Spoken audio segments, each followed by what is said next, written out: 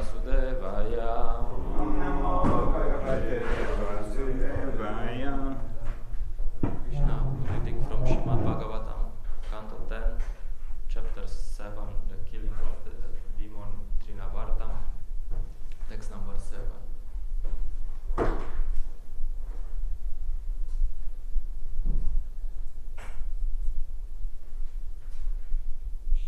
Adashayanasya shishor analpaka.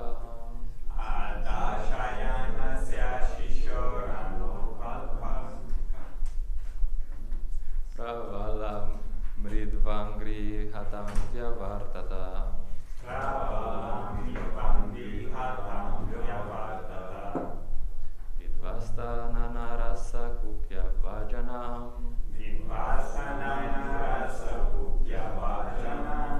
Yatyastak chakraksha vibhinna kubaram. Yatyasta chakraksha vibhinna kubaram. Adasan shayanasya shishor anolpaka. Adashayanasya shishor anolpaka. Pravalamrit angri hatam vyavartata. Pravalamrit angri hatam vyavartata. Vidvasta nanarasa kupya vajanam. Vidvastana narasa kupya vajanam. Yatyasta chakraksha vibhinna kubaram. Yatyasta chakraksha vibhinna kubaram. Adashayanasya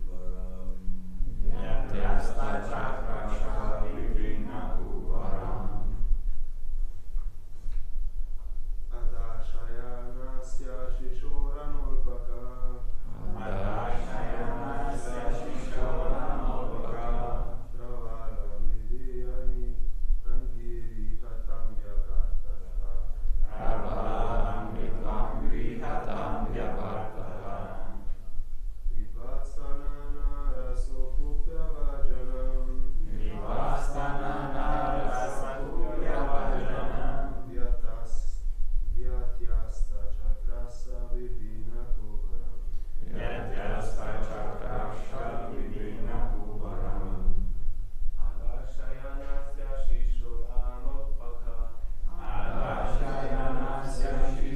anolpaka. Adashayanasya was put underneath a handcart.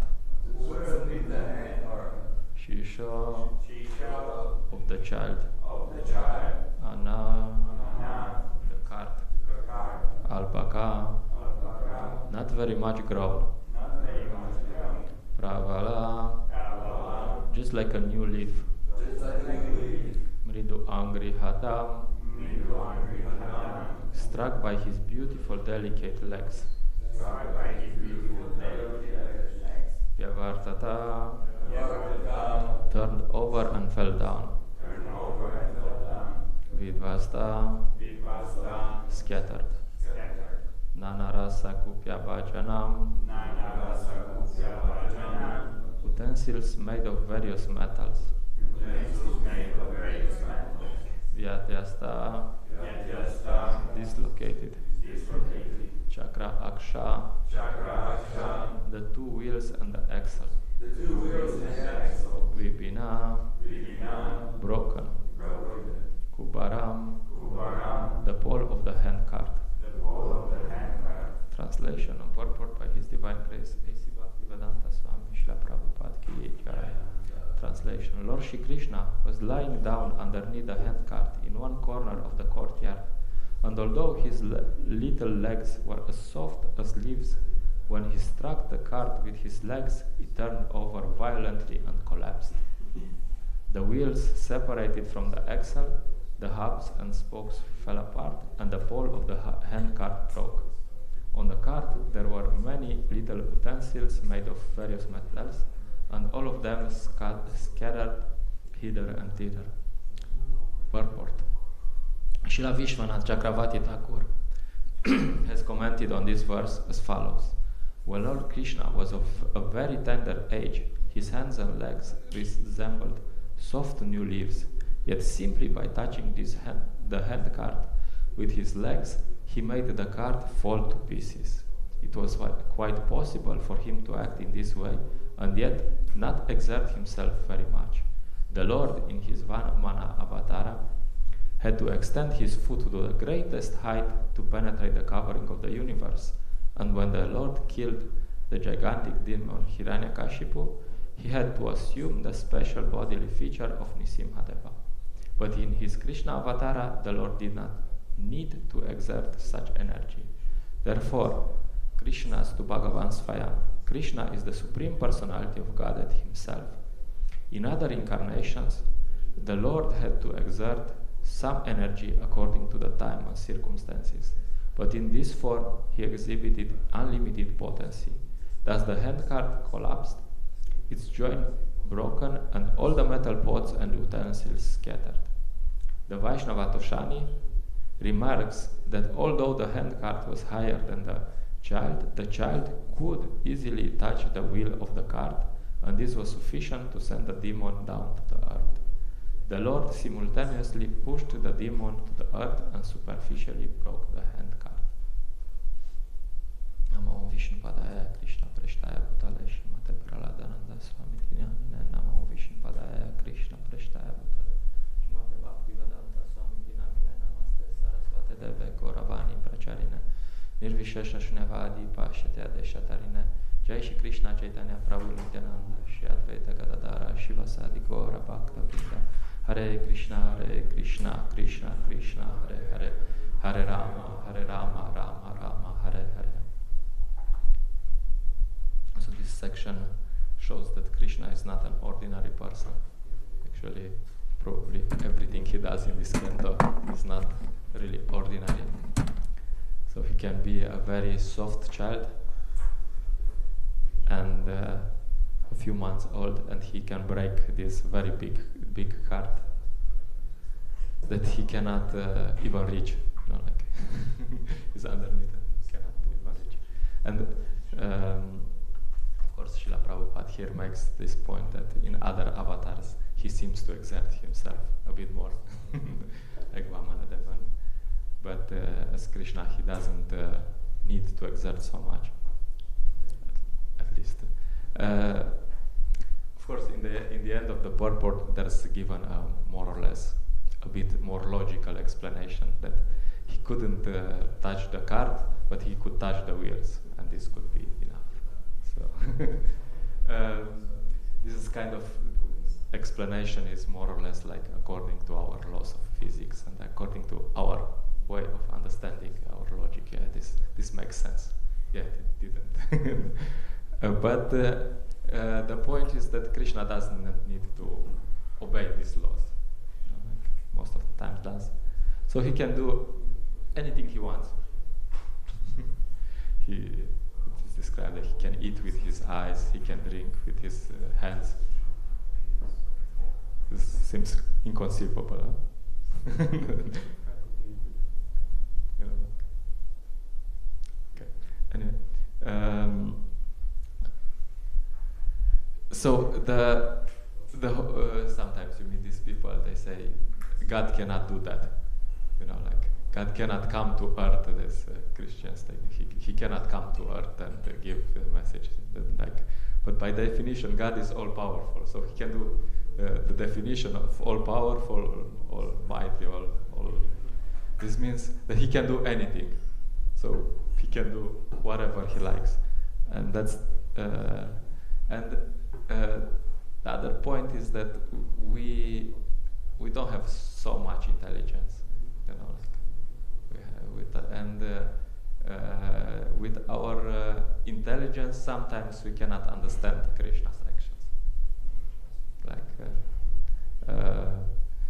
some devotees were comparing our trying to understand Krishna's actions with the end trying to understand these complicated IT programs. You know, you go to, there's this IT engineer, he's programming these complicated things, you know, and then you put an end there, and the end is looking and he's like trying to understand what's this gonna do, you know, like for them it's like just some points and some. So the end cannot really understand the complicated things. So similarly, by default, somehow, by definition, we cannot really understand how things work. You know, like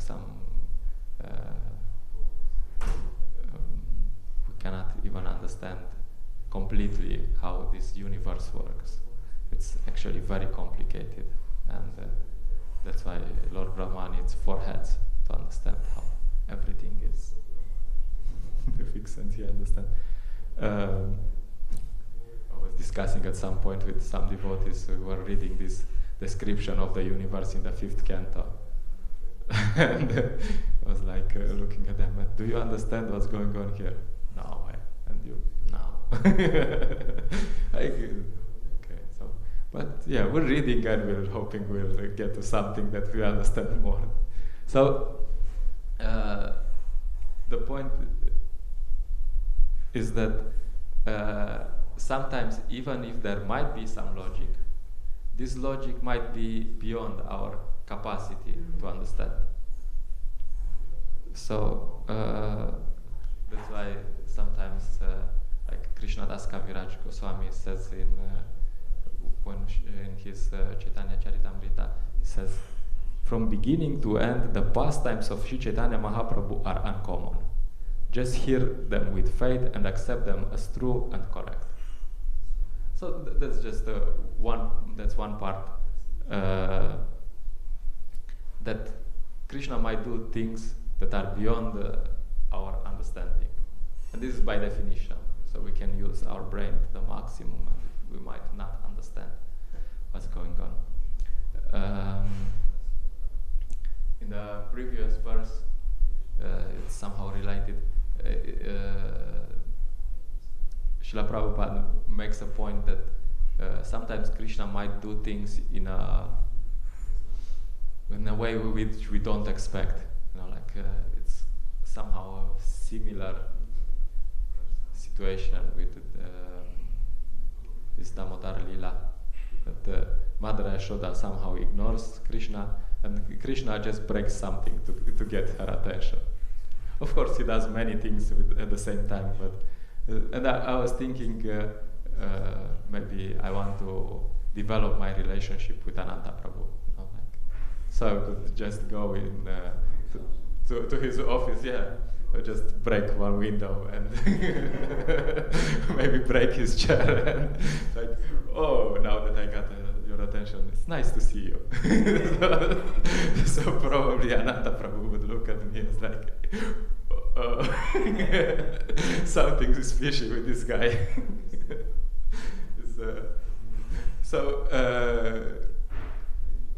Yeah, might not work. But if Krishna does it, like he's just breaking some things to get Mother Yashoda's attention, this is pleasurable for everyone. Everyone, all the inhabitants of Vrindavan like to hear about, wow, Krishna broke something. And even great sages like to discuss about, oh, Krishna broke something. So that's also one way in which Krishna does things that are good for everyone, but according to our logic, they might be, it doesn't make any sense. Because according to the mundane logic, we have some definitions of good and bad. This is good, this is bad. And according to the spiritual logic, there is a different way of understanding what's good and bad. And according to this logic, everything that Krishna does is good. And everything someone does according to Krishna's instructions is good. And everything someone does, so for example, if Arjuna kills his family under Krishna's instruction, this is very good from spiritual perspective, not according to our logic. And if someone does something which is not according to Krishna's instructions, this is bad. And if someone feeds the poor not according to Krishna's instruction, this is bad. I mean, it might be in the mode of goodness, but that's to discuss. So this is also a point that whatever Krishna does is good, and sometimes you can see that even from a logical perspective, it makes sense, because Krishna has a more detailed perspective than we do. Krishna says more details. Like for example, even when he's killing demons, it's all good. It's good for everyone. There's, I don't know if this is bona fide, but there's this story about the Pandavas going back to spiritual world, and they see in the heavenly planets, they see Duryodhana and his many other demons killed in Kurukshetra. So then it's good for them, like you got killed, Krishna killed you, you can say, oh, this is bad, but actually they got to heavenly planets or to liberation, so they get things which are usually not so easy to achieve. To get to the heavenly planets, it's not so easy, and to get liberation. So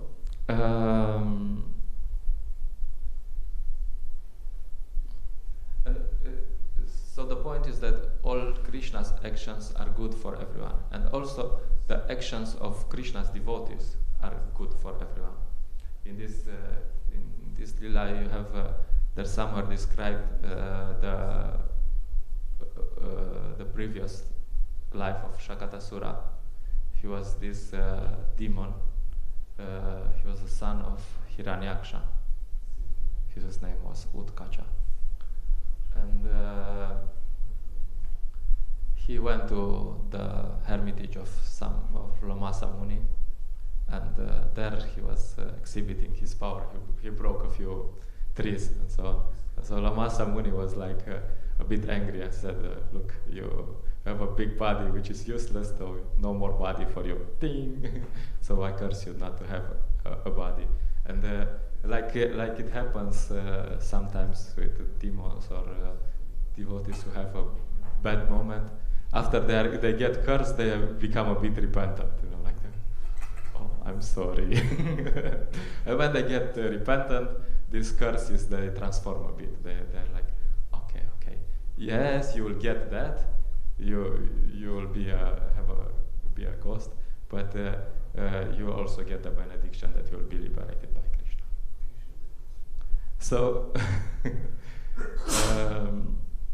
this is a typical case of someone being cursed by a rishi. You know, like there's it looks really bad, and but it's actually really good.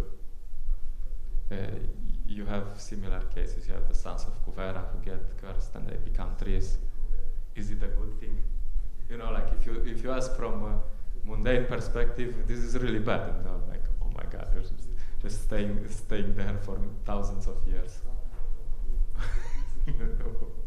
Not so good. You have King Nriga, who is cursed to be a lizard. Is it a good thing to be a lizard? Not really. You know, like from some perspective, you can say, you know, this. But they have this opportunity to meet Krishna. So then this means that eventually it's all good. It's really good, and it's not just good. It's the best thing that could happen to them. You know, being cursed by a rishi is the best thing that can happen. Don't try to annoy the rishis and get cursed. But yeah, getting cursed by rishis is a really good thing. So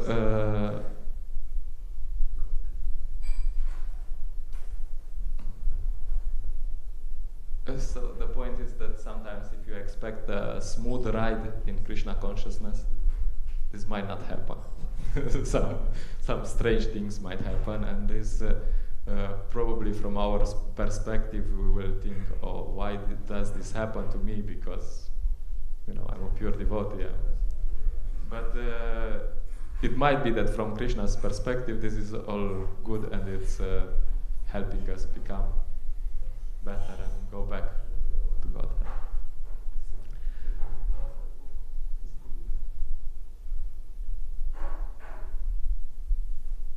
Okay, so the point until now is that Krishna's actions might be inconceivable for us, but they are beneficial for everyone. And sometimes, yes, sometimes we get some explanations of some leelas. Yes, this actually in past life this happened, and this person was that person in that life, and got this. But yeah, sometimes we don't have these details.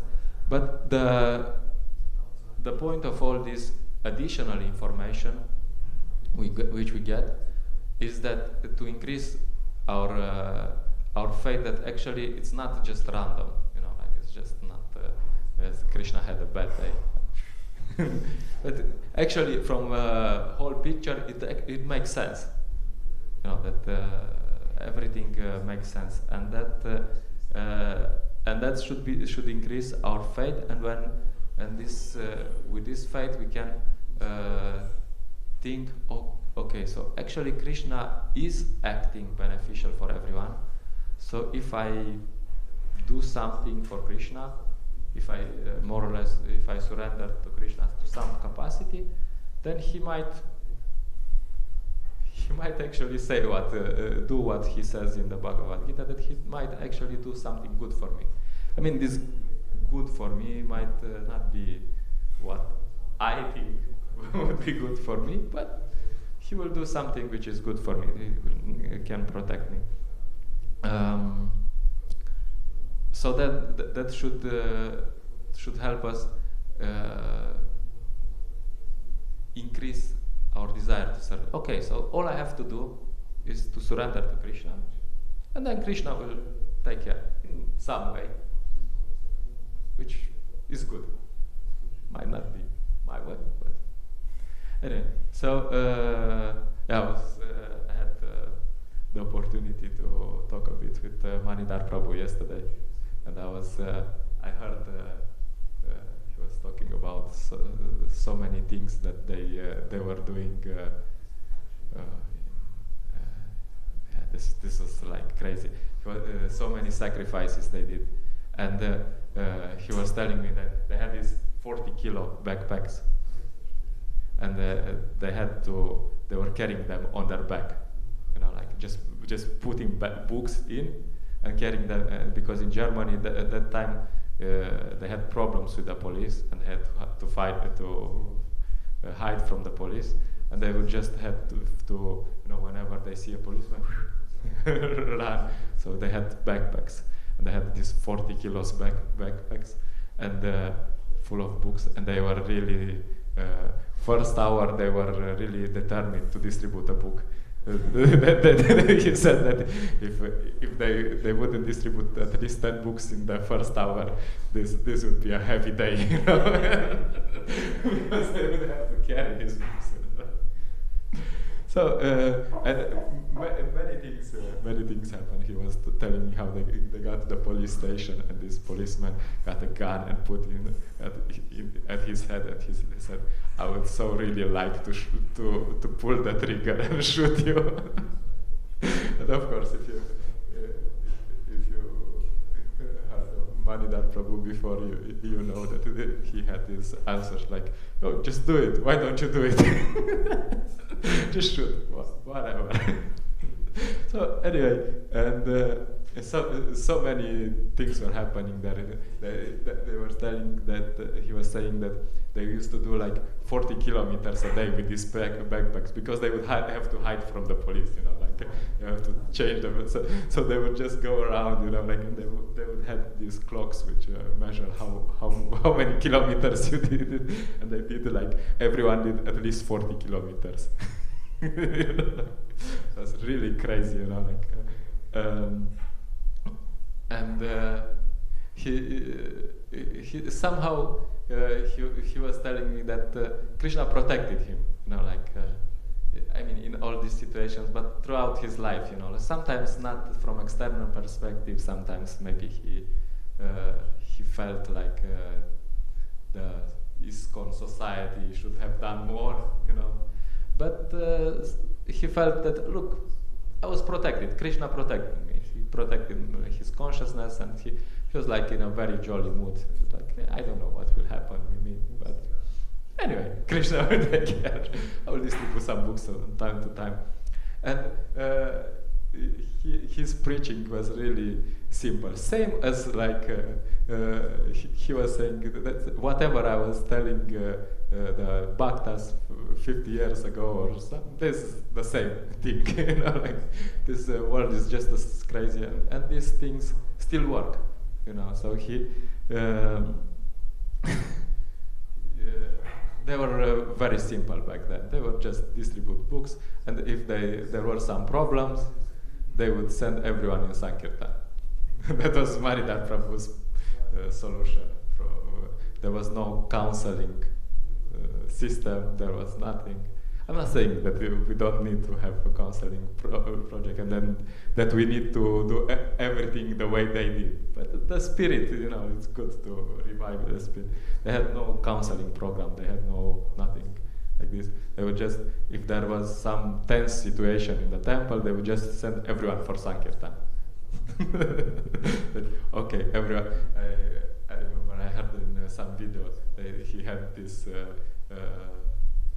He was talking about this, and they had everyone out on Sankirtan, and they were staying on this long street, and there were like 20 devotees on this street, on the same street, one after another. And people would come, and everyone would try to stop the same person, and eventually they would get to the 20th, and they were like, okay, I have to get this book. I don't know what's in this book, but everyone is like trying to stop me. So yeah, anyway,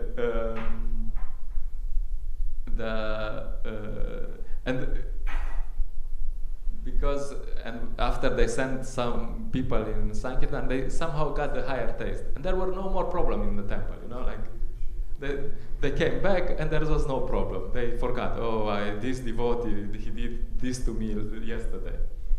But they didn't even remember. Like they were in. Yeah, because and he was reminding how good a tool, how good a project Sankirtan is, like how good of a bhakta class, because if you go in Sankirtan, you have to learn many things. You have to learn that how to tolerate your mind. You go there, and this is something nobody wants to do.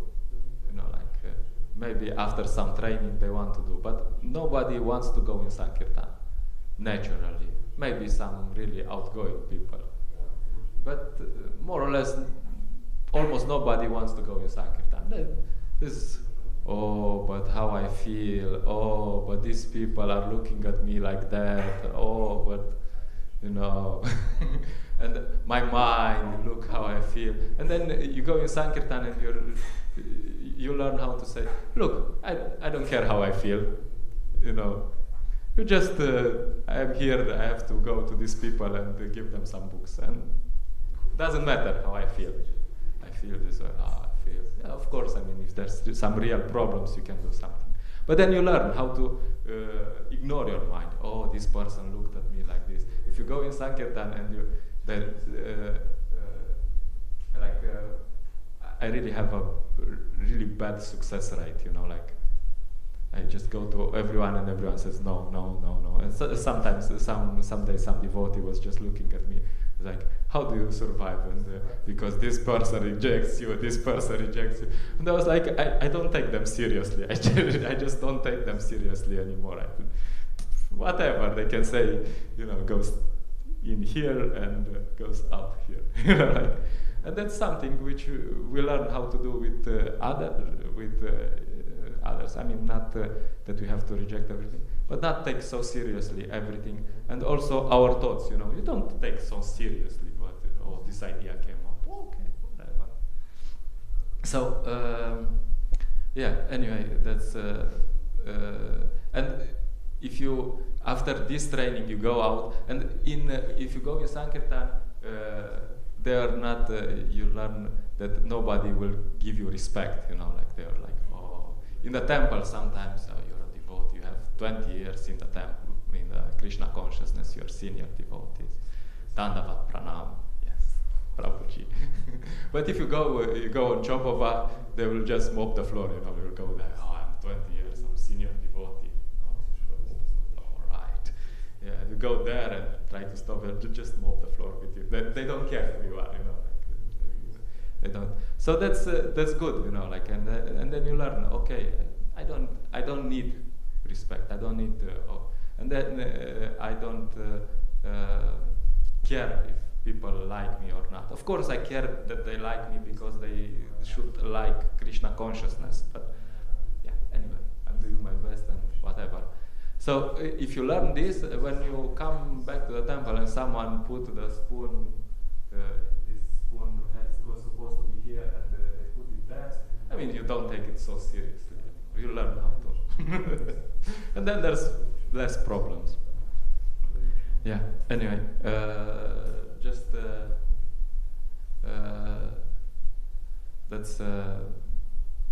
was like a reminder for me that if you have this Sankirtan training, then so many things get solved automatically, and you learn how to deal with some situation that, you know, it's just, you don't take it seriously anymore. So that's why it's really, Srila Prabhupada insisted on this Sankirtan, and we somehow in some places we somehow lost the faith in Sankirtan. You know, like, yeah, okay, we do have other projects.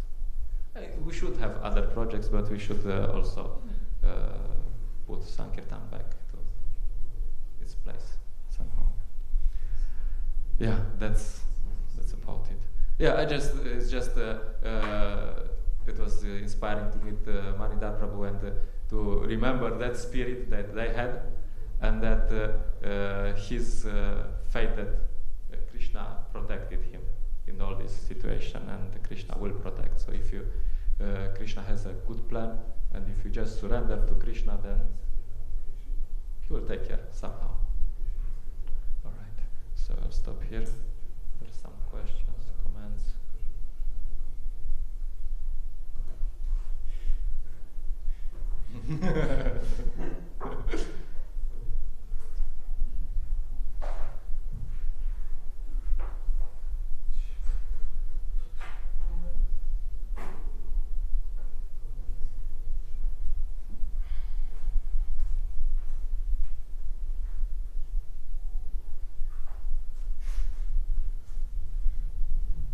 Hare Krishna.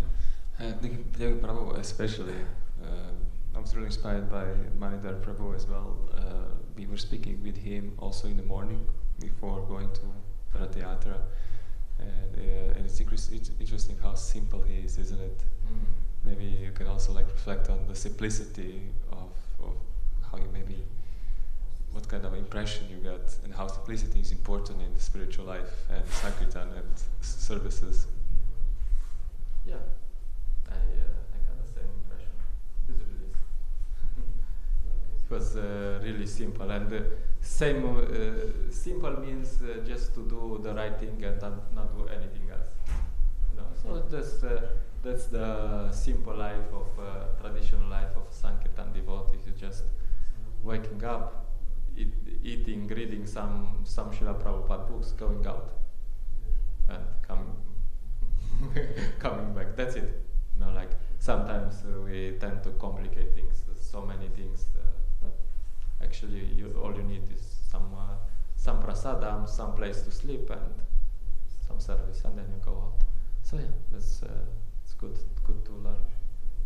It's a tool. You can, if you go in, especially traveling Sankirtan, or like you have this for you, it's like a Sankirtan base. Then nothing complicated. Just eating, sleeping, reading Srila Prabhupada's books, and then going out. That's it. Simple program. I really like his sentence. He said, simple, like if you approach people in a simple way, they reply in a simple way. Yeah, I heard. He told me he told us some things in this way, that we should not complicate things, because people are really simple. Prabhupada, I remember he was talking about Srila Prabhupada, saying about that we are all very simple people. So from Vedic perspective, we are not so cultured. And the people you meet on the street, they might be like PhD, this, but they are not so cultured. You just keep it in a simple way, and they are just impressed by the purity of the devotees. Just last week we were going somewhere in Valenia we were, and Marcel stopped some person, and he didn't have Lakshmi, and he was going into the shop and coming out, and all of us tried to stop him, like everyone else who was distributing books was tried to, and I tried to stop him, and he said, no, I will buy a book from him. If you know Marcel, you understand why, like he's like pure simple, like so this person got impressed by his purity and simplicity. He's like, oh, no, yeah, I don't want a book from you, I want from him, because I like him. So yeah, people like, and Manidhar Prabhu also telling me, people don't buy the book, people buy you. So if you're simple, you're a nice person, they will, okay, whatever. I have no idea what's in the book anyway. Just say, okay. All right. Mataji has a question. This is the difficult questions. I'm afraid that today they really are. All right. So I have 3 questions. 2 are related to Sankirtan, 1 is not. I give you the choice if you want to choose one.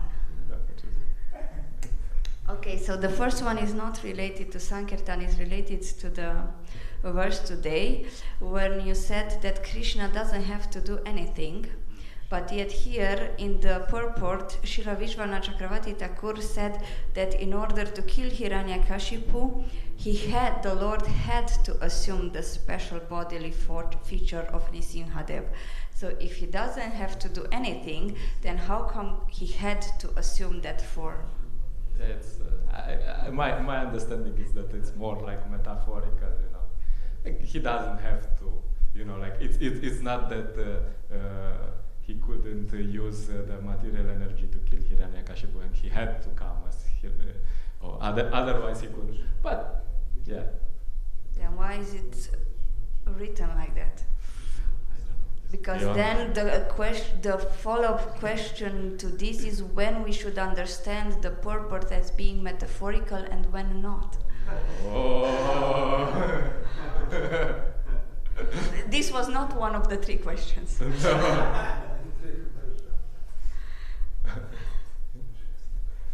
Okay, that's a difficult question. I did see. Quite simple. There's an overriding principle about Krishna being omnipotent, and then there's some statement which appears that he's not omnipotent. So that means it's not really being shown. In this circumstance, Krishna decides to act that way. Okay, thank you.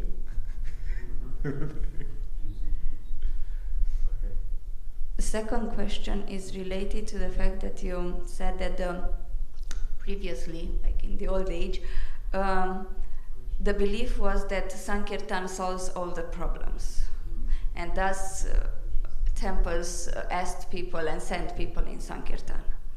And now comes the controversy. If Sankirtan solves all the problems, why did so many people leave the movement? Well, And they didn't live now, they lived back then. yeah, I mean, there were many things they were doing, and they were, which were not very intelligent. You know, like Manidhar Prabhu. Then he was explaining that from this backpack, you know, like he had an X-ray done on his back, and his back didn't really look, you know, the best way. So they were doing many things, you know, like Sankirtan, you can do it in many ways, and they didn't have so much devotee care. I mean, I'm not saying yes, it's good for everyone to go for Sankirtan, but it has to be done in a human way, and sometimes, you know, like they were like just okay, just you have to go. Sankirtan makes you or breaks you. Or I think it's more like if you row in the boat, you won't be rocking the boat. So if people go on Buddhist view, should leave all this passion, energy they have for fighting with each other gets dissipated to fighting with karmas. So to come back, they're so tired. There's no energy. yeah, that's more or less visible sometimes. So yeah, I mean, it's I know. This neither of these answer my question. No, they were doing many things. I mean, they were doing Sankirtan, but they were doing many things wrong. Which means that they did need counseling on how to do Sankirtan. Well, I think it's more or less Manidhar group. His way of expressing is also unique.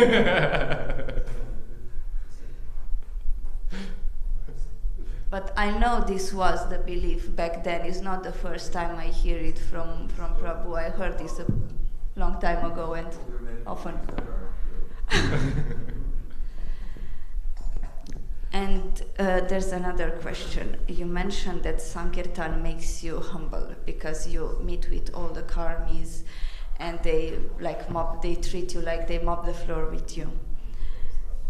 And unfortunately, my experience is that I've met quite a lot of, let's say quite a few, of Sankirtan devotees who turned out to be quite arrogant, like deriding the other devotees for their services. And I cannot put these two together. If it's supposed to make you humble, how come they still act like in such an arrogant way? Like to the point I saw Sankirtan devotees criticizing some disciples of Srila Prabhupada's sannyasi, and to me it was like he doesn't know what he's speaking about, and I cannot understand that. Well, it's supposed to make you humble, and you know, if you do it consistently, like if you get stable, if you do it every day, then sometimes Krishna will put you in the position where it's show, and many times it's true, you know, like you have these devotees, and they come and they they have some skills of how to deal with people and this, and Krishna gives them, they distribute a lot of books, you know, like, and they become a bit puffed up. But then sometimes even on these devotees, Krishna is working, you know, like sometimes he said, look, now today you'll not distribute any book, so what you gonna do? You know, sometimes he encourages, but sometimes he's like, okay, today if you don't distribute any books, what will you do? And there's so many challenges, there's a lot more challenges, and you see, but of course they need, it's a way where, it's a position where, and these people are not proud because of Sankirtan, let's get it clear. No. They are proud before, but Sankirtan is supposed to make them humble. Yes. And I was not speaking about the position like they will become humble in Sankirtan because this day they don't distribute, but in relationship to other people, they behave like that. Yeah, like Krishna is trying to make them humble, give them opportunities, send some people who will smash them a bit, send some. If they have some proper counseling, and they listen to the devotees, then devotees can tell them, look, this is what's going on. So you decide. And yeah, of course, Sankirtan devotees should become. They should not think, oh, I'm a Sankirtan devotee. Everyone else is like just wasting their time. Me, it's important. No, I mean other devotees, Vaishnava culture is that we should think that other devotees are doing more service, more important service than we are. So we should get there. I mean, it's a training, it's a tool, So sometimes it happens, but most of the time not necessarily. Yeah, nothing can be. Krishna can. They say you can bring a horse to water, but you cannot make it drink. I don't know, maybe Maharaj wants to add something on that. If you want to add something. Yeah. There's all kinds of humility. The best humility is to realize that one is an instrument for Krishna, not the doer. And therefore one can understand how Krishna is making all the arrangements, so therefore one will actually feel dependent on Krishna, rather than thinking oneself all-powerful, or has any powerful outside of Krishna. But that takes some advancement to become, it's one of the stages of Sharanagati, to after accepting everything favorable, giving up things that are unfavorable, believing that Krishna will maintain one and protect one, then one will have no interest outside of Krishna's interest. We'll always think that even if one has some power, we can't do anything without Krishna's help. So that's really humility. So any service can bring us to that platform if we do it sincerely.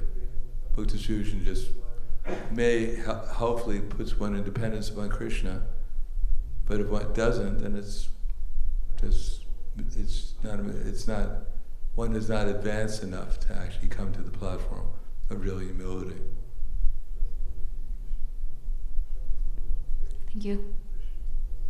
Thank you so much. Centra srimad-bhagavatam ki jai, Srila Prabhupada ki jai.